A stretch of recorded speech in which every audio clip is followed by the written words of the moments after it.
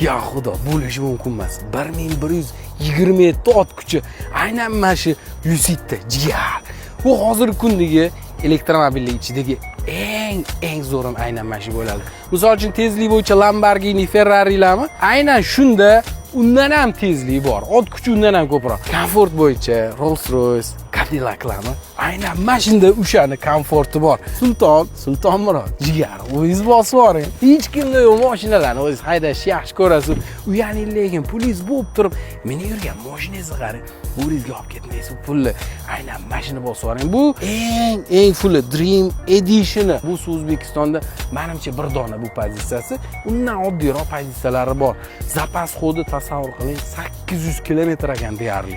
Tezligi 2,5 sekund. Bitta like bosib qo'yingda, srochniy siz tanigan zodagon tanishlaringiz kim? O'shalarga tashab qo'ying. Har bitta detalini noodatiy ishlangan, sifatliligiga rashe mazam qochib qoldi bor-ku. 220 ming olib kirilgan. Hozir ham yangisini olib kiraman desangiz, adashmasam 180-190 minglarga tushadi.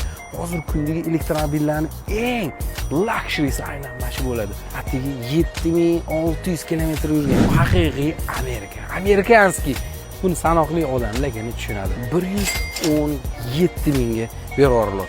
O'zingiz borib, chetdan olib kelaman desangiz ham palon pulga tushadi. 2022-yil faqat ojagan uylarida turgan menimcha bu mashina.